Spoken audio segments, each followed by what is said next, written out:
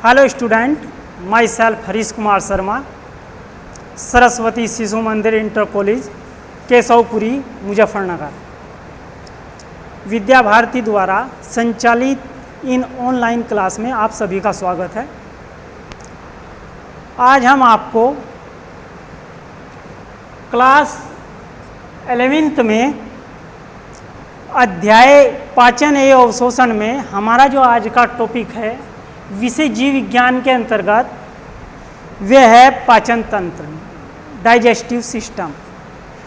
आज हम digestive system का अध्ययन करेंगे, जिसमें सब स्टूडेंट्स आप सभी को विदित है कि जीवित रहने के लिए एनर्जी की आवश्यकता पड़ती है। प्रत्येक जैविक क्रिया को करने के लिए एनर्जी की आवश्यकता होती है। और वे जो एनर्जी है, ये एनर्जी हमें कहाँ से प्राप्त होती है? ये एनर्जी हमें फूड से प्राप्त होती है, हमारे भोजन से प्राप्त होती है, जिसके द्वारा हम विभिन्न क्रियाओं को संचालित करते हैं। इस प्रकार जो हमारी भोजन के मुख्य अवयव हैं वे कार्बोहाइड्रेट, वसा और प्रोटीन हैं, जिन्हें हम भोजन के माध्यम से ले तो सकते हैं, लेकिन इनका जो पाचन है वे एक कॉम्प्लिकेटेड प्रोसीजर है जो डाइजेस्टिव सिस्टम के अंतर्गत आता है। और हमारी आपको जैसे कि विदित है कि बॉडी एक सिस्टम है। हमारी पूरी बॉडी क्या है? एक मशीन के समान है और ये विभिन्न सिस्टमों से मिलकर बनी है। तो उसी में ही जैसे blood circulation system, nervous system और अन्य स्केलेटन सिस्टम, इस प्रकार से जो विविध सिस्टम हैं उनसे हमारी बॉडी बनी है। उन्हीं के अंतर्गत हमारा एक आता है क्या? पाचन तंत्र, डाइजेस्टिव सिस्टम। डाइजेस्टिव सिस्टम में हम पाचन कैसे करते हैं? तो सबसे पहले हम पाचन को, डाइजेशन को देखते हैं कि डाइजेशन क्या है?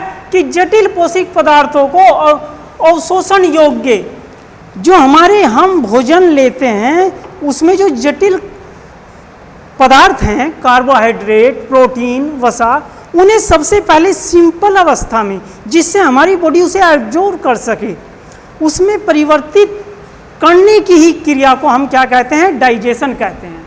क्या कहते हैं? डाइजेशन कहते हैं।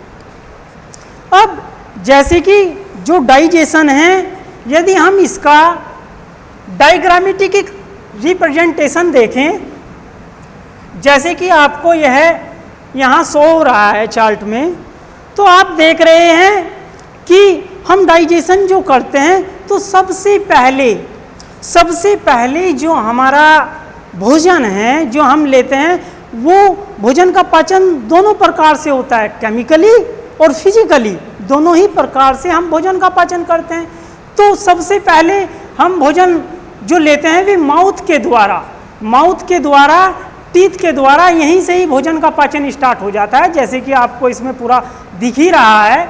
ठीक, तो जैसे ही हम माउथ के अंदर भोजन लेते हैं, तो माउथ के अंदर भोजन लेने के बाद वे कहाँ से होके जाता है? वे बक्कल कैविटी, इसमें जो हमारी टंग है इसी के यहीं सी बक्कल कैविटी होती है, और बक्कल कैविटी के बाद वे कहाँ जाता है? फेरिंग्स में जाता है। फेरिंग्स के बाद कहाँ जाता है? ये ट्यूब लाइक स्ट्रक्चर, इसे हम बोलते हैं क्या? एपियोग्लोटिक्स में जाता है। और एपियोग्लोटिक्स से वे कहाँ जाता है? ओसोफेगस। कहाँ जाता है? ओसोफेगस में जाता है। ओसोफेगस के बाद वह स्टोमच में आता है। कहाँ आता है? यहाँ से। ये आपको यहाँ दिख रही है, ये क्या है? ये हमारा जो लीवर है उससे अंदर की साइड में, लीवर फ्रंट पे होता है, इससे अंदर की साइड में ये ट्यूब लाइक जो स्ट्रक्चर जा रही है, जिसे हम ओसोफेगस बोलते हैं सामान्यतः। तो इसके ये जो ओसोफेगस है ये फिर कहाँ आती है? ये हमारी स्टोमच में आती है। स्टोमच के बाद ये ओसोफेगस फिर हमारे स्मॉल इंटेस्टाइन में आती है। यहाँ देखिए, स्मॉल इंटेस्टाइन में आती है। स्मॉल इंटेस्टाइन के बाद आती है लार्ज इंटेस्टाइन में। ये यहाँ से हमारी क्या है? स्मॉल इंटेस्टाइन और यहाँ से ऐसे होते होते ये कहाँ जाती है, लार्ज इंटेस्टाइन में, और लार्ज इंटेस्टाइन के बाद में होते हुए रेक्टम से जो हमारा भोजन है और एनस से बाहर निकल जाता है। इस प्रकार से ये एक पूरा पथ है, ये एक पाथवे है जिसे हम क्या बोलते हैं, गट बोलते हैं या एलिमेंट्री कैनाल बोलते हैं। किसकी, ह्यूमन की। ह्यूमन की एलिमेंट्री कैनाल में जैसे कि आपको मैंने अभी बताया कि सबसे पहले जो भोजन है वे माउथ में जाता है, माउथ के बाद जो हमारा भोजन है वे बक्कल कैविटी में जाता है, बक्कल कैविटी के बाद हमारा जो भोजन है वे फेरिंग्स में जाता है। देखिए आप यहाँ देखिए एक मिनट, सबसे पहले हमारा भोजन गया माउथ में, माउथ के बाद बक्कल कैविटी,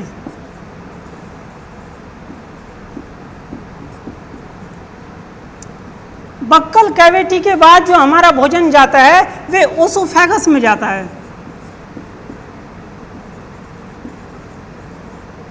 ओसोफेगस में जाता है और ओसोफेगस के बाद हमारा जो भोजन है वे स्टोमच में जाता है। स्टोमच के बाद जो हमारा भोजन है वे स्मॉल इंटेस्टाइन,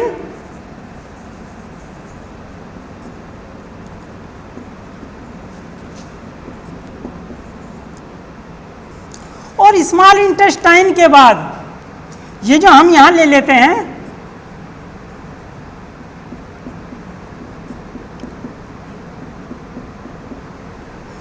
स्मॉल इंटेस्टाइन के बाद लार्ज इंटेस्टाइन,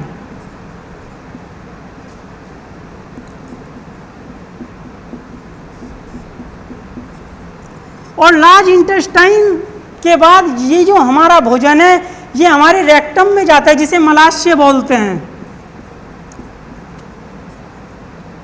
रेक्टम के बाद एनस जिसे हम क्या बोलते हैं, गुदा बोलते हैं, एनस गुदा द्वार। अब देखिए फर्स्ट ऑफ ऑल सबसे पहले जो हमारा भोजन है वे माउथ के द्वारा ये जो हमारा भोजन है ये माउथ के द्वारा हमारी टीथों के द्वारा कहाँ गया, बक्कल कैविटी में। ठीक है, बक्कल कैविटी में इसका डाइजेशन होता है। फिर बक्कल कैविटी के बाद ये आता है हमारा फेरिंग्स में। कहाँ आता है, जो हमारी फेरिंग्स होती है। फेरिंग्स के बाद ये कहाँ आता है, ओसोफेगस में। ये जो ओसोफेगस है इसमें आता है ओसोफेगस, एक फूड पाइप भी बोलते हैं, ओसोफेगस को फूड पाइप भी बोलते हैं। ओसोफेगस क्या है, हमारा एक ट्यूब लाइक स्ट्रक्चर है और इसमें जो भोजन है वे डायरेक्टली सिंपली ऐसे वे से, जैसे कि आप कहोगे स्टूडेंट्स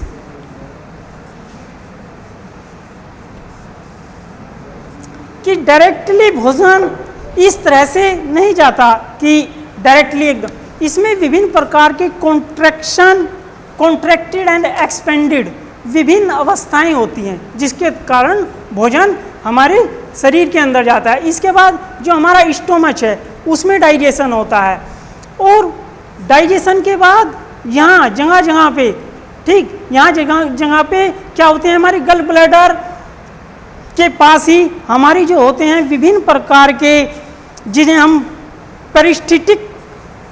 पेरिस्टिटिक वाल्व्स बोलते हैं वे पाए जाते हैं। और उनमें क्या होता है, जो हमारा भोजन है जैसे ही हम भोजन लेते हैं तो धीरे धीरे विभिन्न कॉन्ट्रैक्शन और कॉन्ट्रैक्टेड एंड एक्सपेंडेड अवस्था में एक पेरिस्टोलिक मोमेंट के द्वारा, इस नाल में पेरिस्टोलिक मोमेंट के द्वारा हमारा जो भोजन ये धीरे धीरे नीचे जाता है। तो इसमें यहाँ जगह जगह पर वाल्व्स होती हैं जिसमें लगभग हमारा जो आमाशय होता है, स्टोमच होता है, इसमें 3 से 4 घंटे हमारा जो भोजन है वे रेस्ट करता है, अर्थात इसका डाइजेशन होता है। इस प्रकार से जैसे कि, और उसके बाद जो हमारा भोजन है यहाँ रुकने के बाद फिर धीरे धीरे कहाँ आता है, स्मॉल इंटेस्टाइन में। ये जो हमारी स्मॉल इंटेस्टाइन होती है, ये इसका जो नाम स्मॉल रखा गया है, लगभग इसकी जो लेंथ होती है वे 6 से 7 मीटर, 6 से 7 मीटर लॉन्ग होती है हमारी जो स्मॉल इंटेस्टाइन होती है। और स्मॉल जो लॉन्ग, इसके बाद जो हमारी लॉन्ग इंटेस्टाइन होती है उसकी जो लेंथ होती है वे लगभग 1.5 से 1.8 मीटर होती है।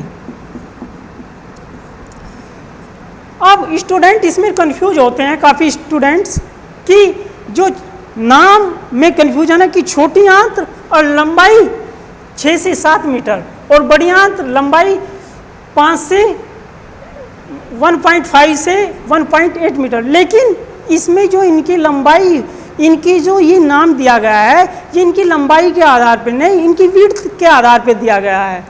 इनकी जो हमारी स्मॉल इंटेस्टाइन है ये नैरो होती है, थिन होती है, और जो हमारी लार्ज इंटेस्टाइन है वे मोटी होती है, वाइड होती है। इस कारण इसे लार्ज इंटेस्टाइन बोलते हैं। किसे? जो हमारी लार्ज इंटेस्टाइन है इसे लार्ज बोलते हैं, और ये थिन होने के कारण इसे स्मॉल इंटेस्टाइन बोलते हैं।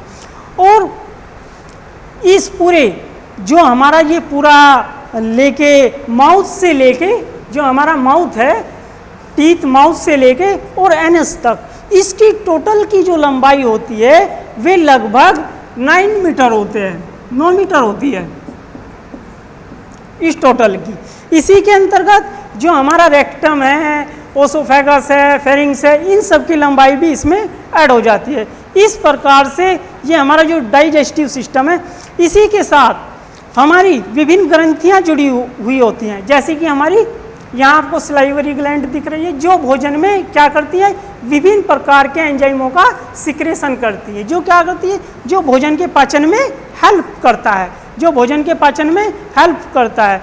ये जो जैसे कि टॉइलुइन एंजाइम का सिक्रेशन करती है जो हमारी सलाइवरी ग्लैंड है, और भोजन को लसलसा बनाता है जिसके कारण भोजन अंदर उसका डाइजेशन हो सके। ये हमारे ऊपरी जबड़े और निचले जबड़े दोनों साइड में पाई जाती है। इसी प्रकार से हमारी जो हमारा लीवर होता है, लीवर जो हमारा लीवर है इससे भी विभिन्न प्रकार के एंजाइमों का सिक्रेशन होता है।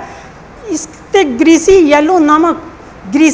येलो एंजाइम्स का सिक्रेशन होता है जिसे हम बाइल जूस बोलते हैं। तो इससे ये क्या करता है, ये लीवर से, और कुछ देर तक ये जो हमारा बाइल जूस है ये बाइल डक्ट के माध्यम से हमारे पित्ताशय में, जिसे बोलते हैं गैल ब्लैडर, उसमें एकत्रित हो जाता है। और आवश्यकता पड़ने पर ये भले ही यहाँ स्टोमच के नज़दीक हो, लेकिन इसका जो सिक्रेशन है लीवर से स्मॉल इंटेस्टाइन में होता है। ठीक बाइल डक्ट के माध्यम से जो सिक्रेशन है किसका, जो लीवर सिक्रीट करता है, क्या करता है, बाइल जूस, उसका सिक्रेशन कहाँ होता है, हमारी स्मॉल इंटेस्टाइन में होता है। इस प्रकार से जो इसी हमारी एक अन्य महत्वपूर्ण यहाँ से ग्लैंड्स पाई जाती है जिसे हम पैनक्रियाज बोलते हैं, अग्नाशय। यह अग्नाशय यह स्टोमच के बिहाइंड, स्टोमच के पीछे होती है। यदि आप फ्रंट पे देखो तो फ्रंट पे आपको क्या दिखाई देगा, स्टोमच, लेकिन स्टोमच के जो बैक साइड है, हमारी बैन बोन है जो हमारी रीढ़ की हड्डी है, उस साइड में पाई जाती है हमारी पैनक्रियाज। ठीक, और जो पैनक्रियाज है ये भी विभिन्न प्रकार के एंजाइमों का सिक्रेशन करती है। यह एक मिक्स्ड ग्रंथि है, अर्थात यह अंतःस्रावी और बहिस्रावी दो ग्रंथियों से मिश्रित एक ग्लैंड्स है पैनक्रियाज, और यह अल्फा बीटा गामा नामक कोशिकाओं से मिलकर बनी है। जो इंसुलिन का सिक्रेशन है वे इन्हीं की बीटा कोशिकाओं से होता है। इस प्रकार से ये जो पूरा आपको दिखाया गया है इसमें ये हमारा कंप्लीट डाइजेस्टिव सिस्टम है। यहाँ से आप देखोगे, यहाँ से जो हम भोजन लेते हैं हमारे माउथ में एक ट्यूब लाइक 2 नलियाँ अंदर जाती हैं, जिसमें एक यहाँ एक बहुत इंपॉर्टेंट स्ट्रक्चर पाई जाती है, एपिग्लोटिक्स। ये जो एपिग्लोटिक्स है, लीफ लाइक स्ट्रक्चर, ये इसका क्या कार्य है, ये जो हम वायु अपनी बॉडी के अंदर लेते हैं, कुछ मेनली जो हमारी ऑक्सीजन है वायु व नोजी के अंदर जाती है, लेकिन कुछ वायु माउथ के द्वारा भी शरीर के अंदर जाती है। ये जो एपिग्लोटिक्स है ये क्या कार्य करता है, जब हम भोजन लेते हैं तो ये जो हमारी श्वास की नली है उसे क्या कर देता है, उसे बंद कर देता है, और जैसे ही हम भोजन ले लेते हैं तो फिर उसे खोल देता है। एज लाइक डोर की भांति यह कार्य करता है। इस प्रकार से ये हमारा कंप्लीट डाइजेस्टिव सिस्टम है। आशा है आपकी समझ में आया होगा। Thanks student.